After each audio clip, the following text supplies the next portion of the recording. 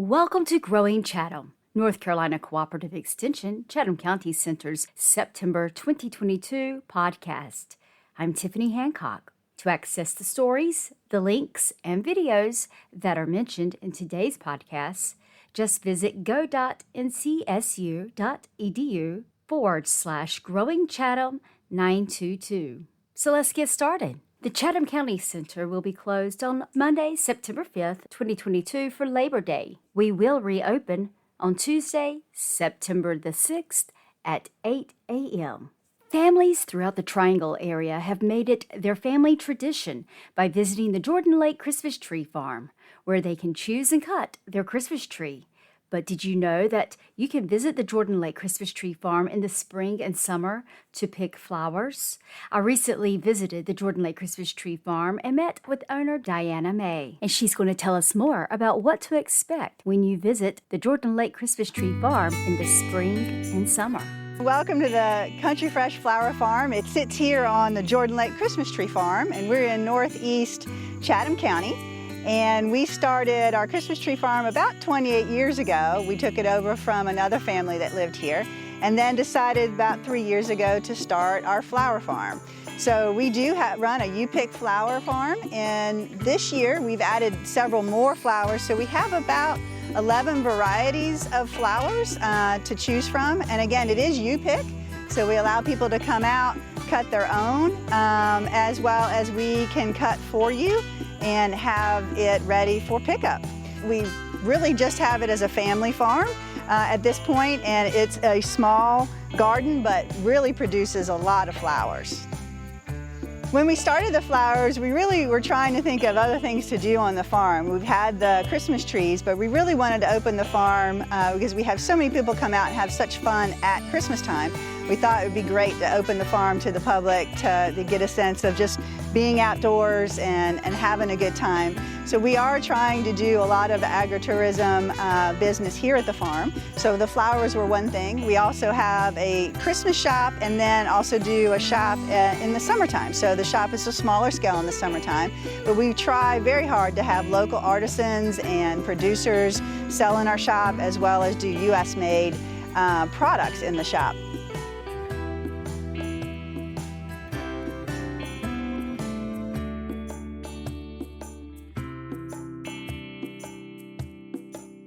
We are soon to open an outdoor venue. So we have lots of questions from people. It's like, gosh, do you host events or do anything like that? So hopefully in the future we'll have something like that to offer as well.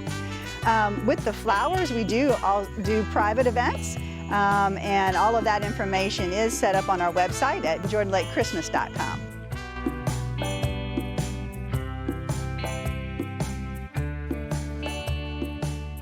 To see this interview and to see the beautiful flowers, just visit go.ncsu.edu/Growing Chatham 922.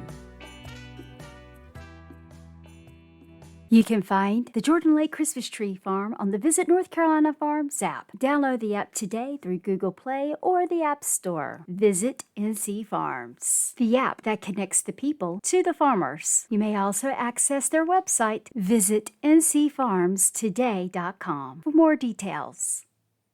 Okay, here's some updates from our 4-H team.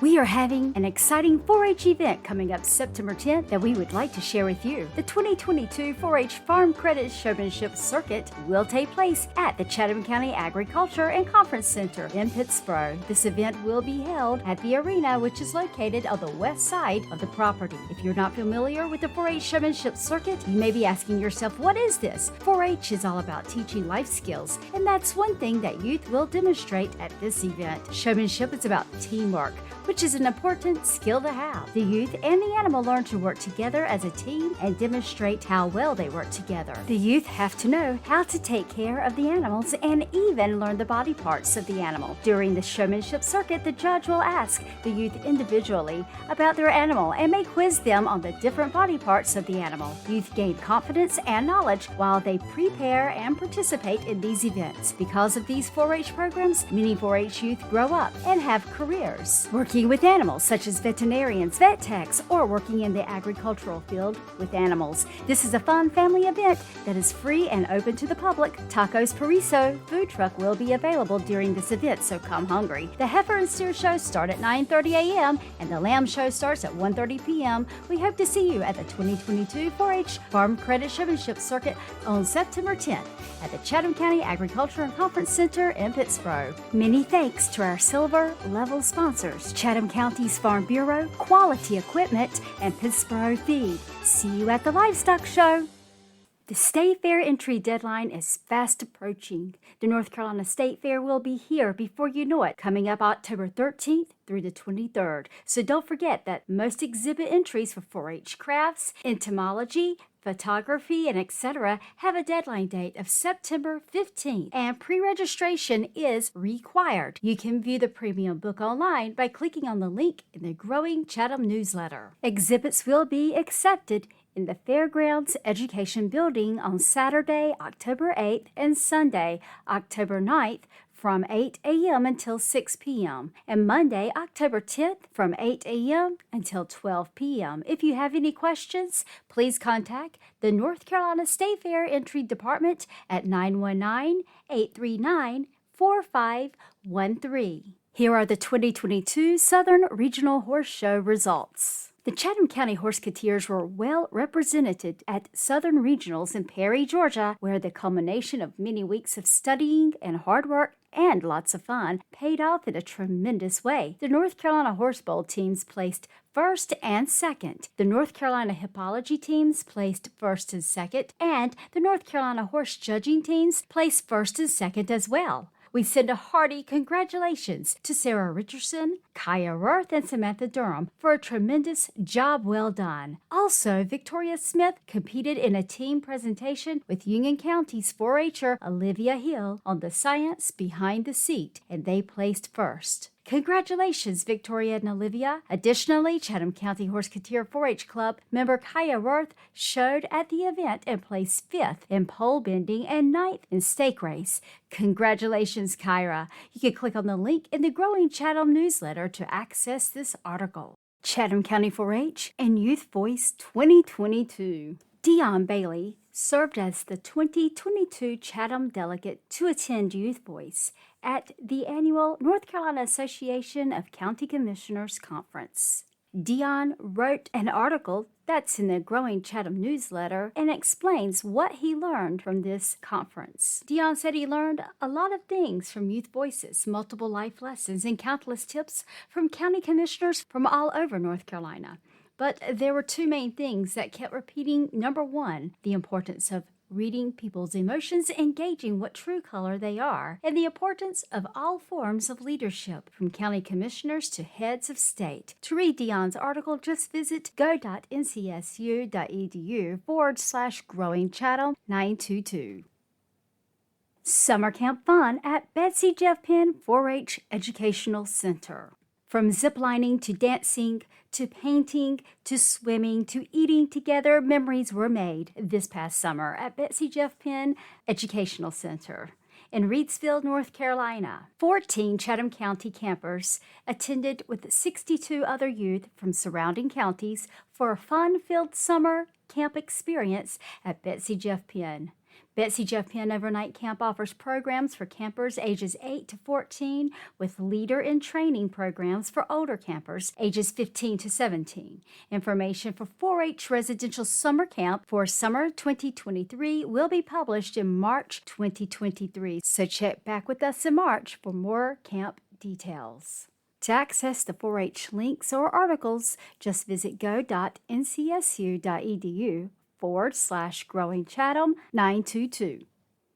Extension Agent Matt Jones wants to remind you that Doug Tallamy is to speak in Burlington on September 29th, 2022 at the Paramount Theater. Tickets are $5 and are available at the Paramount Theater box office from 12 until 3 p.m.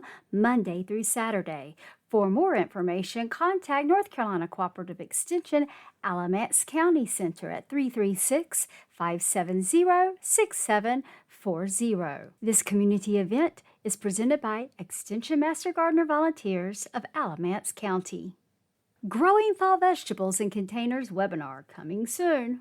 Join Chatham County Horticulture Agent Matt Jones for a free webinar on growing fall vegetables in containers. Learn the principles of container gardening in any season, including choosing appropriate containers, growing media, light and water requirements, and nutrient management. There will also be discussion about the cultural practices, pest management, and cultivar selection for common fall vegetable crops, including beets, bok choy, carrots, green onions, kale, radishes, and lettuce, and other leafy greens. This webinar will be hosted on September 15th from 5:30 until 7 p.m. and will be recorded. You can access the link in the Growing Chatham newsletter for more details.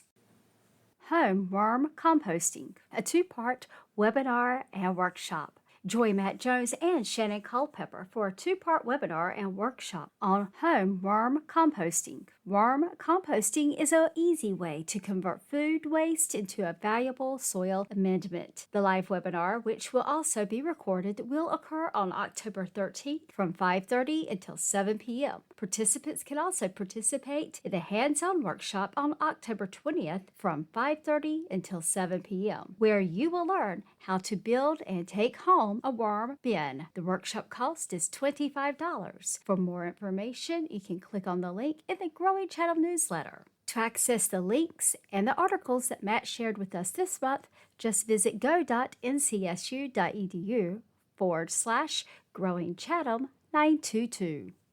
Extension Agent Debbie Roos announces Fall Pollinator Garden Tour dates. Fall tours of North Carolina Cooperative Extension's Pollinator Paradise Demonstration Garden in Pittsboro starts in September. The garden features over 225 species of perennials, trees, shrubs, vines, and grasses, and 85% of them are native to North Carolina.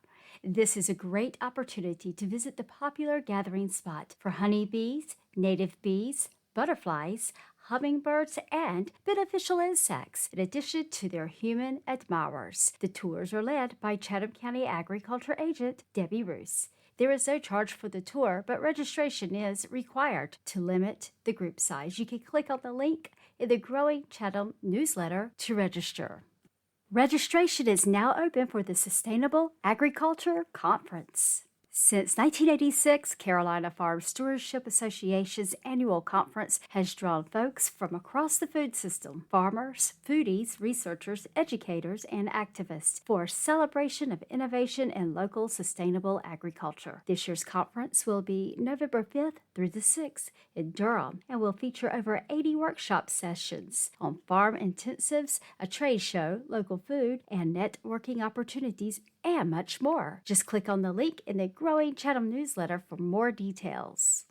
Forest Tour webinar to focus on conservation practice. The September 8th Forest Tour webinar will be about conservation and practice. This is the third in a four-part Forest Tour North Carolina conservation webinar series. Presenters will discuss conservation practices that create and maintain healthy soil, water, plants, and wildlife. Forest landowners will share their experiences converting pastures to native prairie and controlling invasive plants, thinning pines, conducting prescribed burns, and creating pollinator habitat. Click on the link in the Growing Chatham newsletter for more details and a link to register. Check out the early summer snapshots from the Pollinator Paradise Garden. Debbie posted some of her favorite photos from early summer in Extension's Pollinator Paradise Garden on the Growing Small Farms website. You'll find insects and other critters and the blooms they all love and depend on in the article. Just access the Growing Chatham newsletter, click on the link. To access the stories and the links that Debbie shared with us in this month's Growing Chatham, just visit go.ncsu.edu/Growing Chatham 922. Christina Britt, Livestock and Forages Extension Agent, shares some information about cool season grasses in your pastures. As we start into the fall season, it's a perfect time to plant cool season grasses in your pastures. If you're interested in planting this fall, check out the North Carolina State Planting Guide for forage crops as you make decisions. After you have selected the forage or forages you want to plant, it's time to put it in the ground. If you don't have a drill, Chatham County Soil and Water has 2 no-till drills available for rental. Learn more about the drills and how to rent them. As you take assessment of your pastures this fall, make sure you take time to identify any weeds present in the pastures. Learn more about the weeds and identifications. Links are available for the North Carolina State Planting Guide for forage crops, the link to the drills and how to rent them, and the link to learn more about weeds and identification can be found in the Growing Chatham newsletter. Coming up, a small ruminant handling facilities webinar. Learn about options for handling facilities for small ruminant production. Thursday, September 22nd, 2022 from 7 p.m. until 8:30 p.m. If you have small ruminants, at some point you will need to work with them. Many common husbandry practices require close contact with individual animals, such as castration, vaccination, parasite control, and injury care. Properly designed and maintained handling facilities can improve safety and reduce stress for both humans and animals. Understanding sheep and goat physiology and how the animals perceive their environment help us better predict their movements and reduce potential issues within facilities. Considering common pitfalls and concerns can help producers of all sizes, whether you are planning a new facility or making improvements to existing ones. Evaluating and improving animal handling facilities can help save time, labor, and frustration. You can click on the link in the Growing Chatham newsletter to register for this webinar. Coming up is the 2022 Tri-County Livestock and Pasture Management Field Day. Join us for a day of learning the latest in pasture management, equipment, forage and pasture analysis, hay quality, grazing sticks, weed identification, and more. This event will take place on Thursday, September 22nd, 2022, starting at 9 a.m. and should finish up around 3 p.m. This field day event will be held at Van and Edna Ellis's farm at 9517 Hampton Road, Rougemont, North Carolina. No matter what species you raise, whether it be cattle, horses, sheep, goats, swine, if they eat grass, then this field day can benefit your operation. The event is free and lunch will be provided for anyone who registers. The rain date is set for Friday, September 23rd, 2022. You can click on the link in the Growing Chatham newsletter to register. Join us for an informational workshop about fire ant control in lawns, pastures, and fields. Pesticide credits are available for L for 1 hour, O for 1.5 hours, N, D, X for 2 hours. This workshop will provide an introduction to fire ants in North Carolina, methods of control, lawn, pastures, and fields, and include a fire ant bait spreader demonstration, part of a North Carolina Ag Adventures grant. The workshop instructors will be Lauren Langley, Livestock Extension Agent, and Mark Danelli, Retired Horticulture Extension Agent. This workshop will be held at Buster Sykes Demonstration Farm. Come through the gates to the Wildlife Office in shop area. If you have any questions, contact Lauren Langley at lauren_langley@ncsu.edu or call 336-570-6740. Or you can simply click on the link in the Growing Chatham newsletter. To access the links and articles that Christina shared with us this month, just visit go.ncsu.edu/Growing Chatham 922. Ginger Cunningham, Chatham County Extension Director, shares some forestry updates with us. There's an upcoming webinar about invasive forest pests. Who are they and what can we do about them? Invasive threats can impact tree health and degrade forest environments. Join Dr. Kelly Oten at North Carolina State University Assistant Professor and Extension Specialist, Forest Health, as she covers the most prevalent invasive threats to North Carolina's forest and includes some up-and-comers to keep watch out for as well. This webinar will be recorded and posted back to the webinar portal for on-demand viewing within a week. Continuing education units are available for on-demand webinars when applicable. For more information and to register, you may click on the link in the Growing Chatham newsletter. Timber prices down slightly for second quarter of 2022. Read more as Dr. Rahan Parahuli, North Carolina State University Assistant Professor and Extension Specialist, Forest Economics, discusses how lumber markets have followed the slight downward trends of the U.S. housing markets in the southern and western regions in recent months. You can access that link in the growing Chatham newsletter.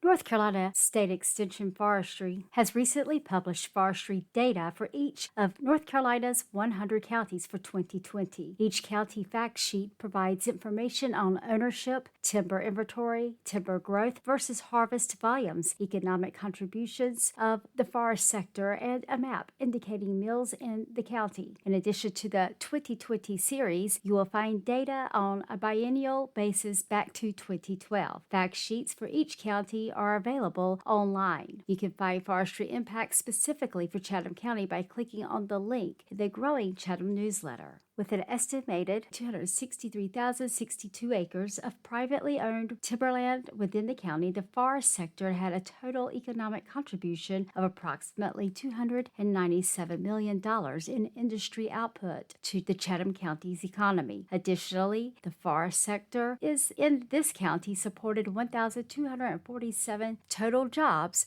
with a payroll of approximately $63 million. To access the links in the articles that Ginger shared with us this month, just visit go.ncsu.edu/Growing Chatham 922. Program Assistant Liz Money has some community and rural development information she'd like to share with us this month. The Chatham County Affordable Housing Advisory Committee is looking to fill a few vacancies. Relaunched in fall of 2017, the Chatham County Affordable Housing Advisory Committee will make recommendations to the Chatham County Board of Commissioners for procedures and policies around affordable housing. The committee will be instrumental in implementing the Chatham County Affordable Housing Strategy Toolbox, as well as administrating the Housing Trust Fund application review and award process. The vacancies on this committee are one at large, one for District 5, and one vacancy for the town of Goldston. Are you interested in being involved? Please reach out to Lindsay Ray at lindsay.ray@chathamcountync.gov to submit an application. The committee is currently meeting on the first Thursdays of the month unless specified otherwise on the calendar. Typically, months like July, September, and January have adjusted meeting dates to the second or third Thursday of the month. For more details about the Affordable Housing Advisory Committee, just visit go.ncsu.edu/Growing Chatham 922, where you can access the article as well as a link. Family and Consumer Sciences Extension Agent Tara Gregory would like to share tips about simple and nutritious lunches, as well as how to can food safely at home, plus more. School is back in session, and so are school lunches. If your child eats lunch at school as part of the National School Lunch Program, there are some great benefits linked to this program. Meals served through the program follow nutrition requirements that were updated in 2012 to include more fruits and vegetables, whole grains, and less sodium. Research shows us that kids who eat the program's lunch or breakfast at school have an overall better diet quality than kids who do not have school meals with higher consumption of whole grains, milk, fruits, and vegetables. That's a lot of nutrition. If you find yourself packing a lunch each day or just on occasion, check out the Simple Guide that's in the Growing Chatham newsletter. This simple guide will show you the components to a nutritious lunch for you or the kids.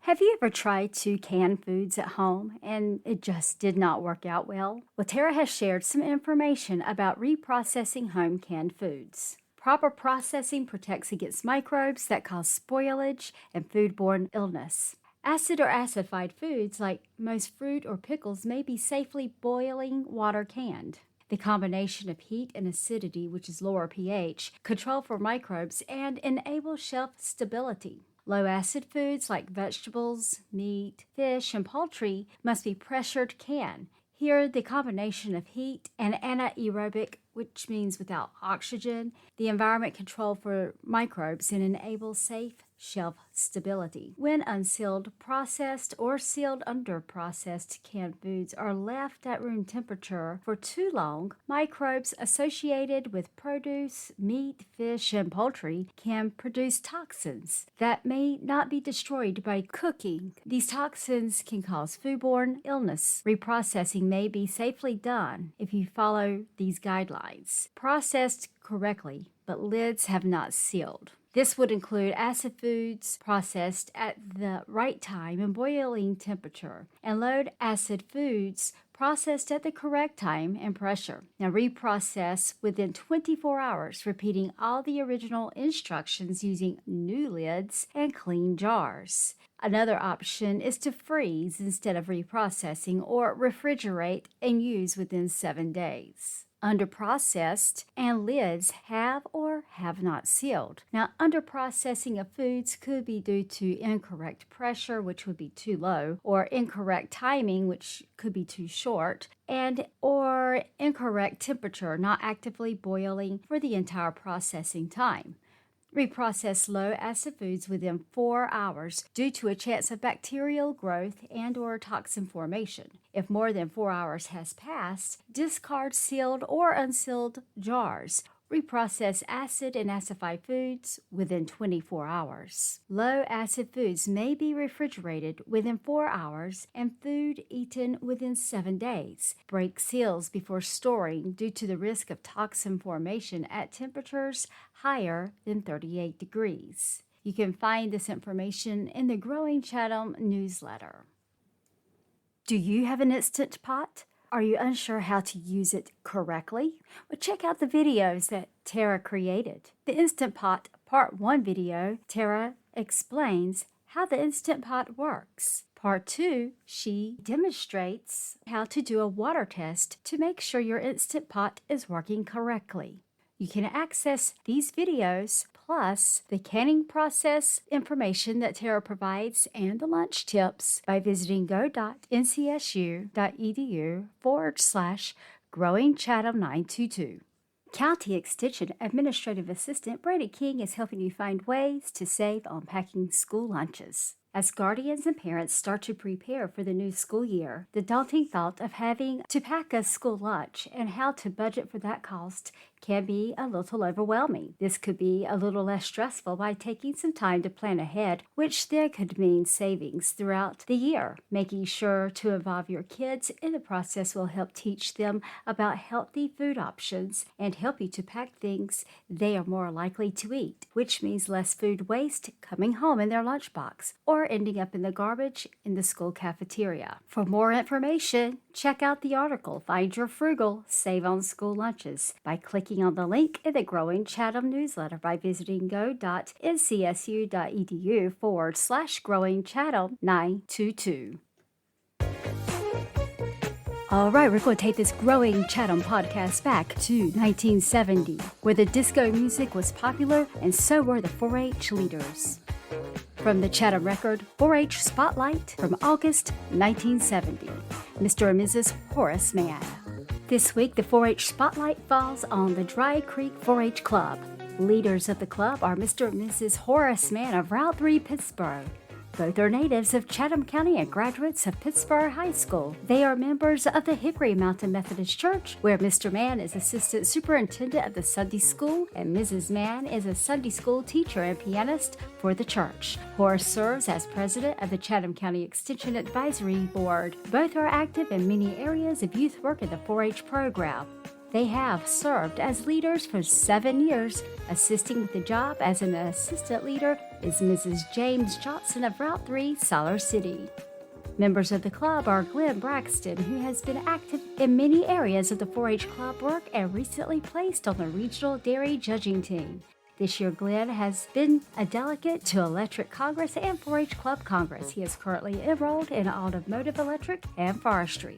Kathy Braxton, who is active in the dairy shows and currently enrolled in Bicycle and Child Care.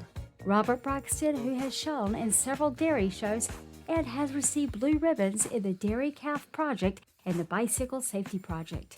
He is currently taking advanced projects in bicycle and dairy calf.